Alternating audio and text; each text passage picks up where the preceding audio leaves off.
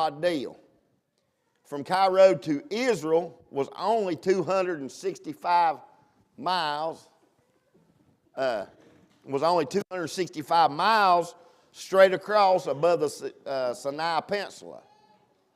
But the way Moses took them, they left and went south and went down across the Jordan. And you know the story that what happened when Pharaoh had let them go, and then he just changed his mind. Then he chases them, and they're trapped against the Red Sea. And we know that story very well. And Moses parted the Red Sea, and they went across, and there was mountains on both sides. Their back was against the wall.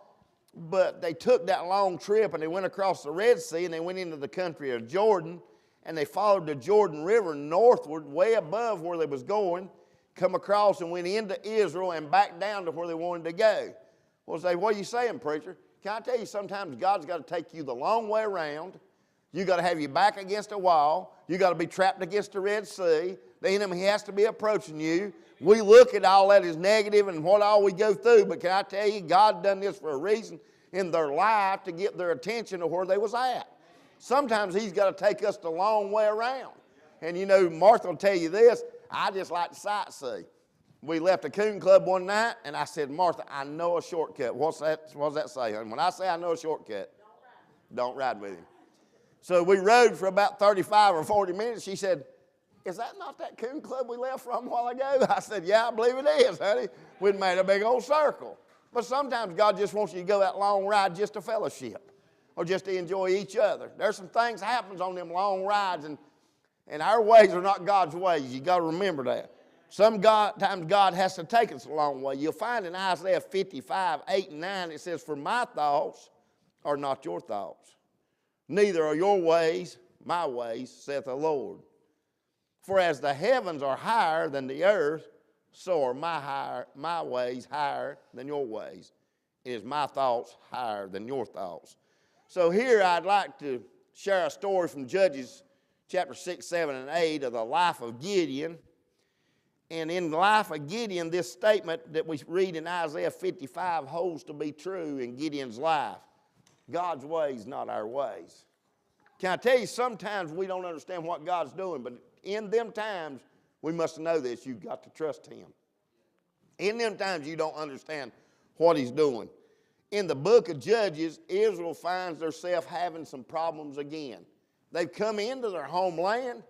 God's delivered them out across that Red Sea. He's took them into their homeland, and they're at the house, right where they ought to be.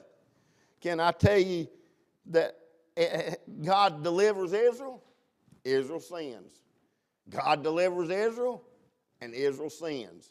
Does that sound like America to you? God's blessed us. Hey, he give us a 4-year window. Hey, I know we're on Facebook. I care less. He give us a 4-year window to get our life, get our stuff going. Economy was booming. Everybody's going crazy. And guess what they done? They never ever endured the house of God. I remember when 9/11 come, this place alone packed out. They thought, man, the war's coming against us. God, hey, listen, it seems like Christian people has to be in a mess before they ever turn to God. And here you find that he was delivering Israel, and Israel would sin. Israel would get delivered, and Israel would sin. It's the same thing that's happening in America today. You find here in Judges chapter number 6 and verse 1, we find it happening one more time. Verse number 1 in chapter number 6 says, and the children of Israel did evil in the sight of the Lord, and the Lord delivered them into the hand of the Midian 7 years. Can I say this to you? They're at home. They're in their homeland. They ain't down in Egypt no more. They was down there 400 years, and now they got home, and guess what? They've turned their back, Brother Blake, on him one more time. You know what he has to do? He has to deliver them into the hand of the Medians. Hey, them Median people, Israel was planted in their homeland, sinning again, and the Lord delivered them into the hand of Midian. The Midianites are nomadic people, meaning they lived in tents. They never had no permanent dwelling.